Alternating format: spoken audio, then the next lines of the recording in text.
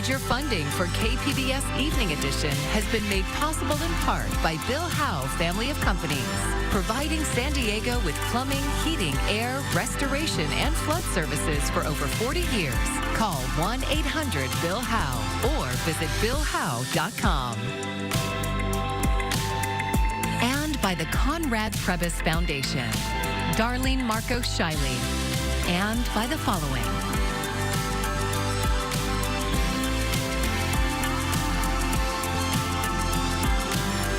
And by viewers like you. Thank you.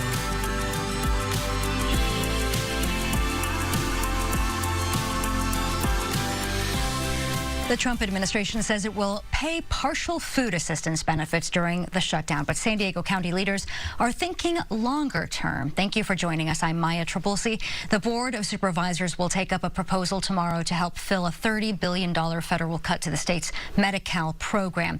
In addition to those cuts, the big, beautiful bill signed into law by President Trump this summer also places tighter eligibility rules on beneficiaries. KPBS reporter Andrew Dyer has more on the efforts to close the gap. The proposal would bolster access to health care benefits at the end of next year when stricter eligibility requirements take effect. Supervisor Monica Montgomery Stepp says the county's reacting to a lack of humanity from the Trump administration. It creates additional overburdensome sort of requirements, and it really changes the eligibility all the way around. The nonprofit California Healthcare Foundation says the new eligibility requirements, coupled with funding cuts in the big, beautiful bill, mean as many as 3.5 million people in California lose healthcare coverage. The bill also adds new barriers to the state's SNAP program, CalFresh. Montgomery Stepp's proposal seeks to convert existing county LiveWell centers into one-stop safety net hubs. People could then connect with everything from healthcare providers to food justice organizations. Casey Castillo is the CEO of the San Diego Food Bank. He says the proposed addition of cold storage capabilities to those LiveWell centers would mean more fresh, healthy food to more people. For community members, especially those in underserved and rural areas, access to fresh, locally grown produce is transformative. Now, this proposal isn't meant to address the immediate crisis brought on by the loss of SNAP benefits due to the government shutdown. But the supervisor says the county is working to address those gaps as well. From the County Administration Building, Andrew Dyer, KPBS News. Information on current local food resources is available by calling 211, or you can visit the website at 211sandiego.org. Help is on the way for millions of Americans who rely on food stamp benefits. The Trump administration said today it will cover 50% of this month's SNAP benefits during the government shutdown. On November 1st, nearly 400,000 San Diegans did not see a new deposit of funds into their accounts. Organizations like the San Diego Food Bank stepped in to help. And so we established a pop-up distribution yesterday at Snapdragon. We fed over 2,000 households. When you add federal workers, when you add active military, duty military, that's 150,000 folks. You add 400,000 CalFresh recipients. Those numbers could be scarier than what we saw during COVID. I think you're starting to see people sense that. So far, there's no word on when recipients will see the partial food assistance benefits for November added to their accounts. As the government shutdown approaches record length, the reach of its impact is growing proportionately. Coming up, the latest on the shutdown stalemate in Washington and the ripple effect it's having on airports across the country. Well, taking a look at tonight, we're dropping down to the upper 50s, mostly cloudy skies. We're going to be tracking a cooling trend the next couple of days. Then we start to warm back up. Also looking at the marine layer deepening, bringing some of those low clouds even to some of our inland valleys. I'll tell you exactly what to expect for the week ahead coming up.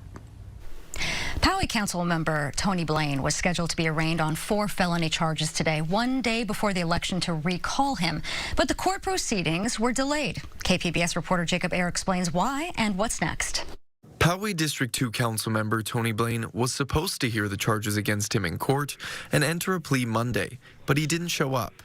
Blaine filed a motion for continuance because he's on a military deployment. All right, 1:30 January 12th, Department 101, and Mr. Blaine is ordered back on that date and time.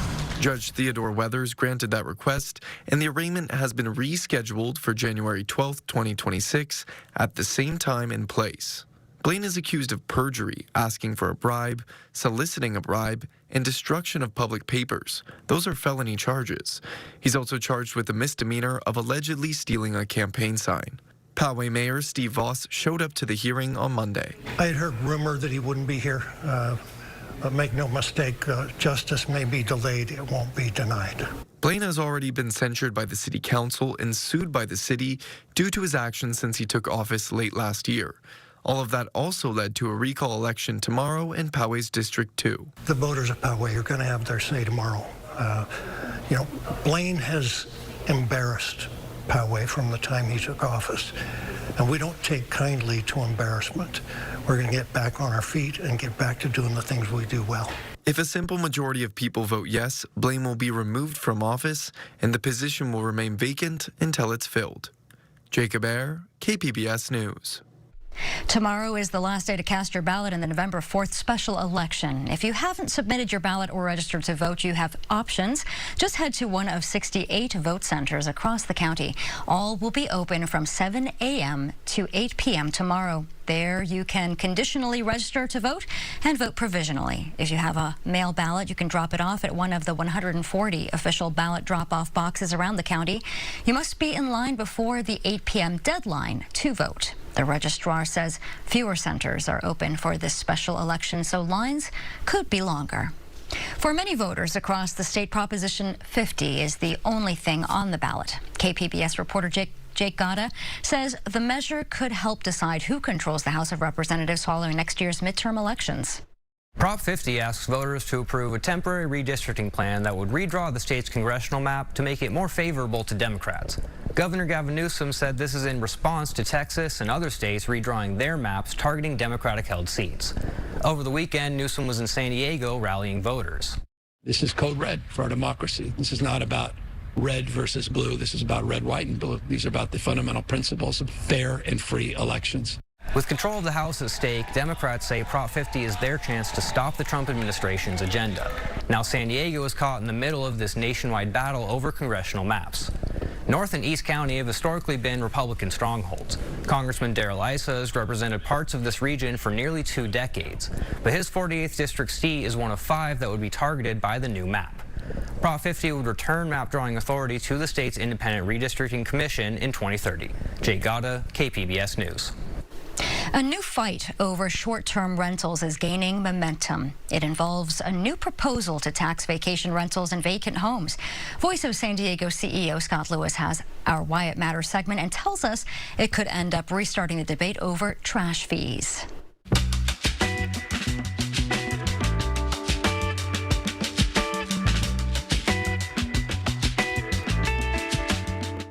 I got a call recently from Airbnb's corporate headquarters.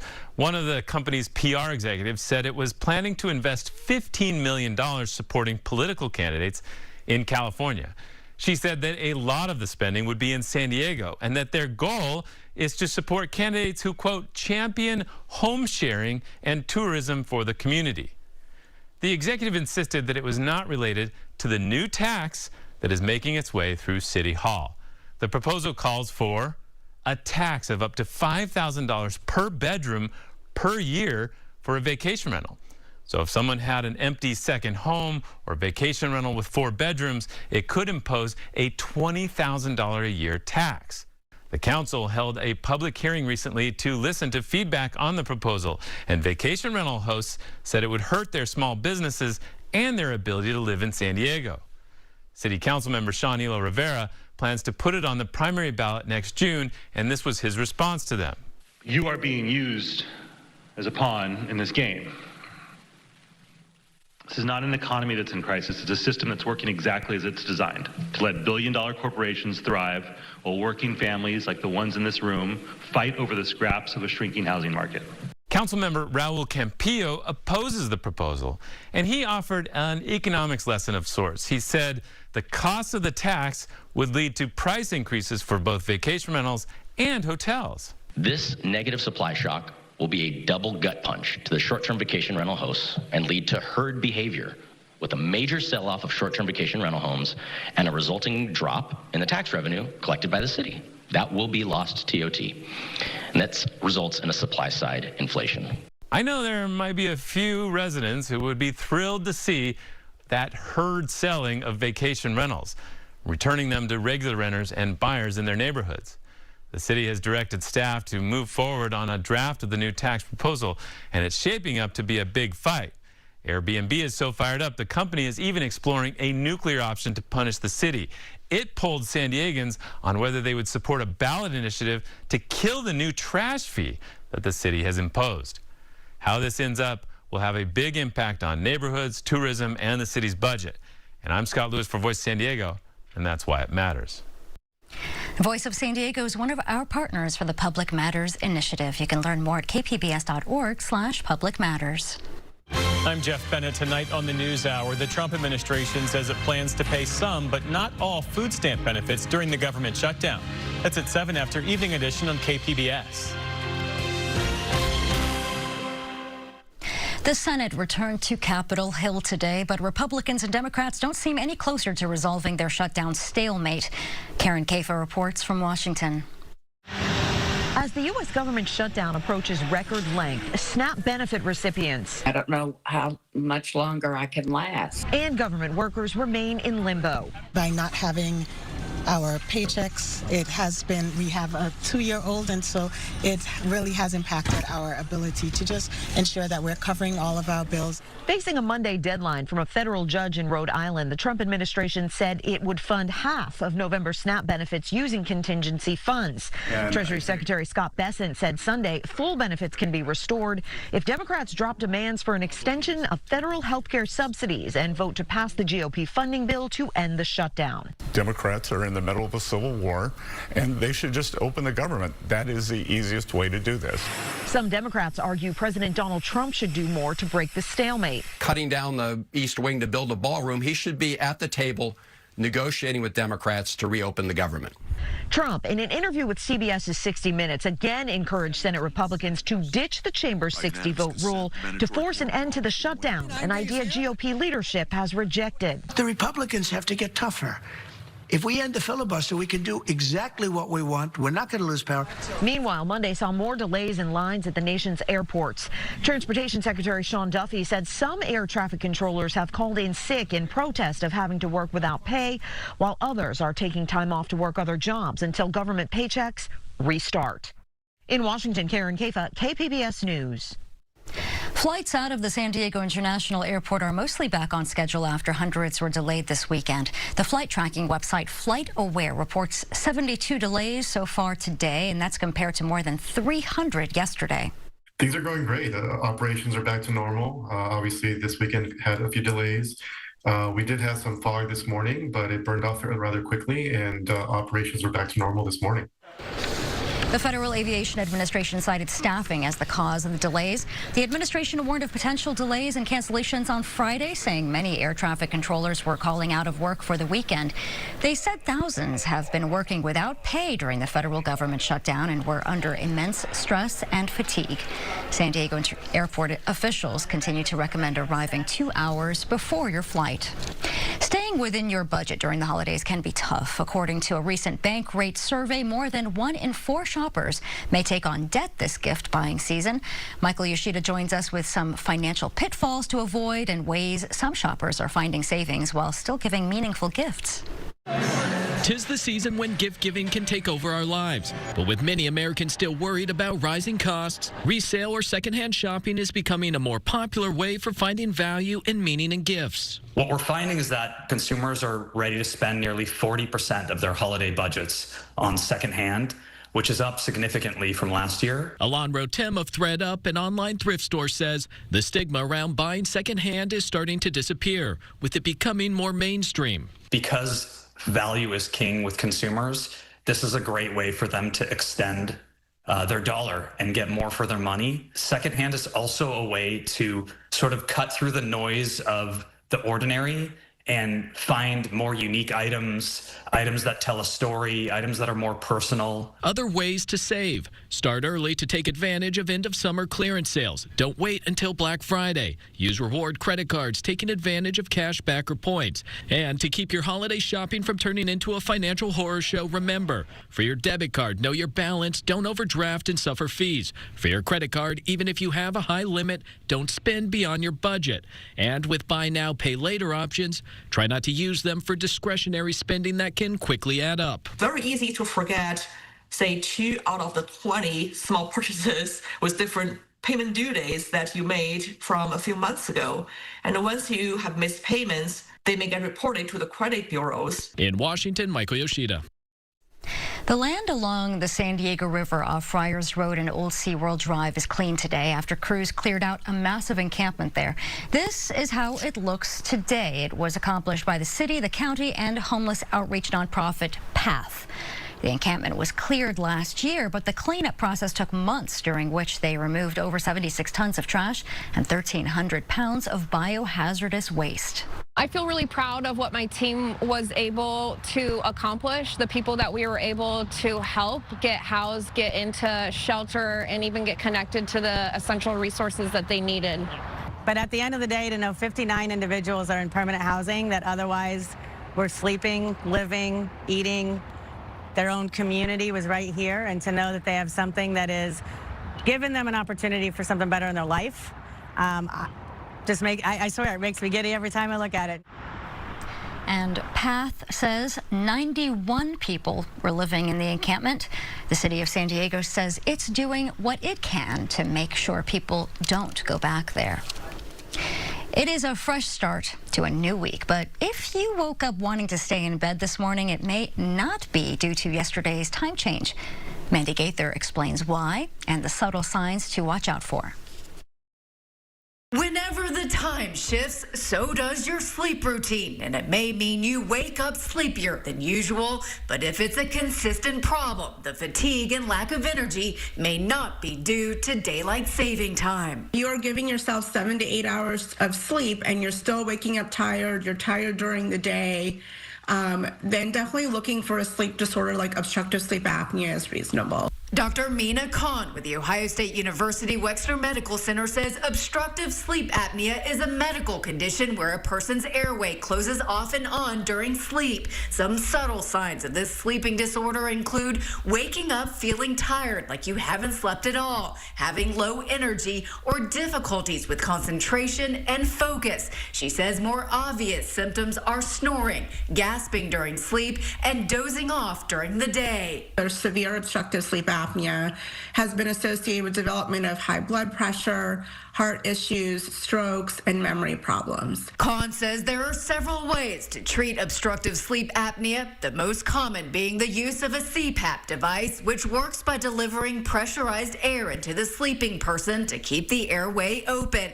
If you suspect this sleep disorder, a doctor can have you tested. It is done with a sleep study. There is a home sleep study that is used mainly to diagnose obstructive sleep apnea. So not everybody has to come into the sleep lab and sleep overnight. For Health Minute, I'm Mandy Gaither.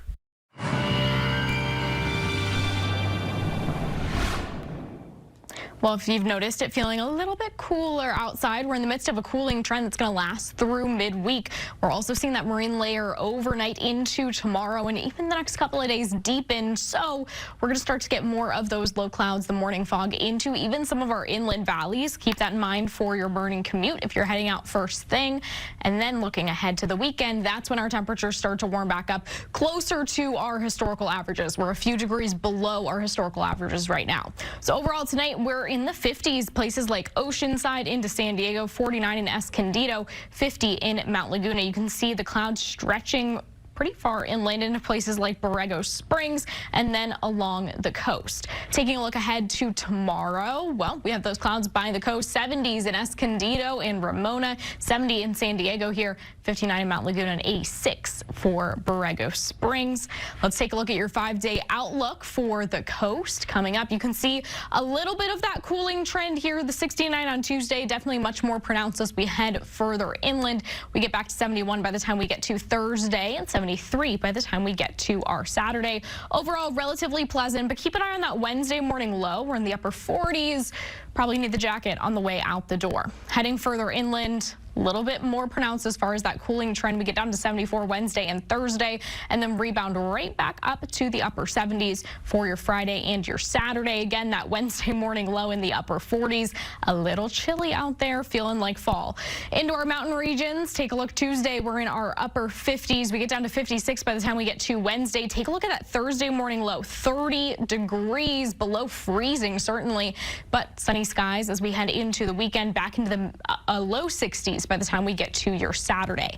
Taking a look at your desert outlook, we stay in the 80s all week, down to 84 for your Wednesday, but back up to 87 by the time we get to Friday. Our lows not really leaving the 50s here, but still a little chilly on mornings like Tuesday and Wednesday.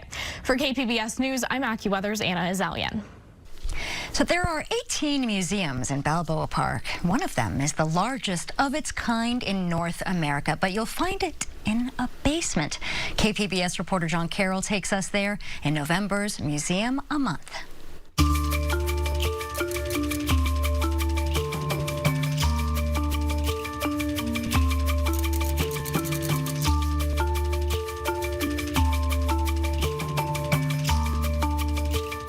The history of model railroading in Balboa Park goes back way before the Model Railroad Museum came to be. Back to 1935, when a pioneer model railroader named Minton Cronkite built a 40 by 70 foot model railroad exhibit for the California Pacific International Exposition. Fast forward to 1981, when both the San Diego Model Railroad Association and the La Mesa Model Railroad Club were searching for new homes. They petitioned the city of San Diego for space, and this is what they got: the basement of Casa de Balboa. 27,000 square feet, making it the largest model railroad museum in North America. The Model Railroad Museum is very unique when it comes to how museums function. Michael Warburton took over as executive director of the museum a couple of months ago. All of the layouts that are in the museum are actually run by independent clubs. And so these clubs represent different types of trains, different scales, and even different philosophies around modeling. The other two clubs that run exhibits are the San Diego Society of N Scale, those are among the smallest model trains, and the San Diego Three Railers. They operate toy trains and other accessories in this room, the Toy Train Gallery. This room is a veritable extravaganza of sights and sounds. Trains, of course, but also incredibly detailed buildings, including one on fire perpetually. There's a drive-in theater. You'll also spot other types of wheeled vehicles moving about in this fantastical setting. It's a lot to take in for both the very young and the young at heart. If you're like me, watching model trains is endlessly fascinating, mesmerizing even. But there is one part that's just a little disappointing. I just want to be on the train. But wait, look, you can ride the rails.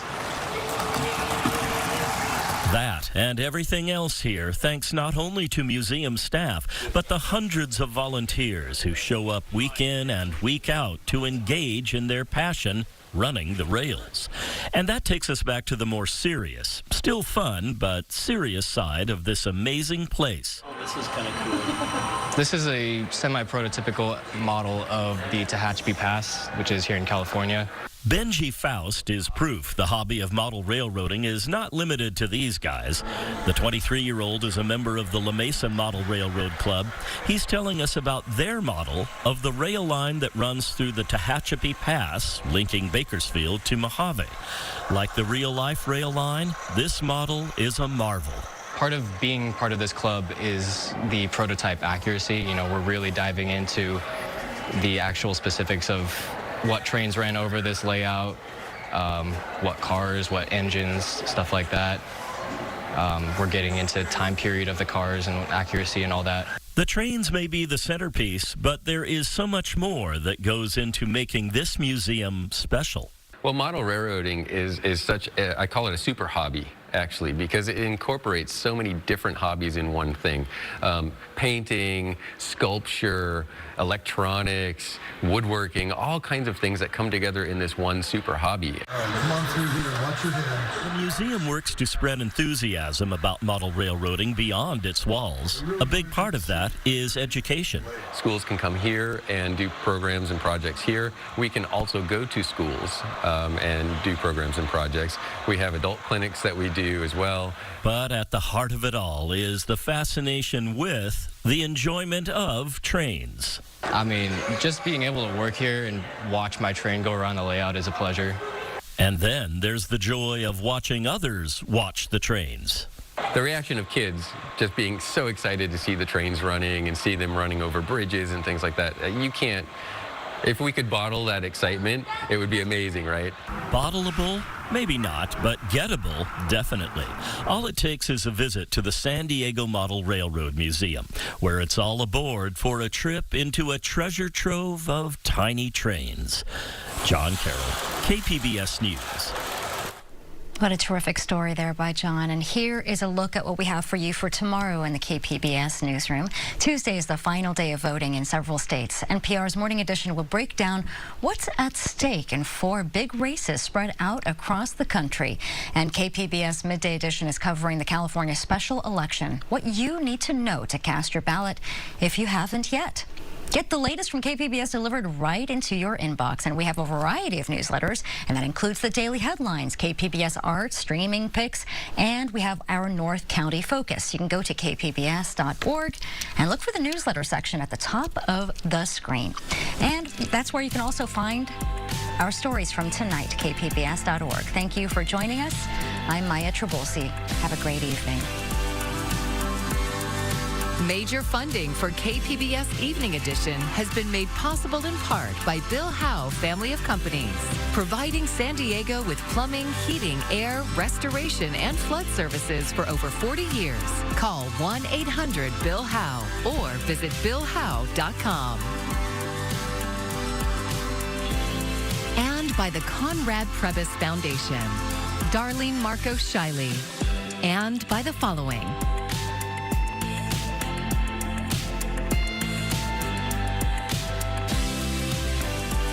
and by viewers like you. Thank you.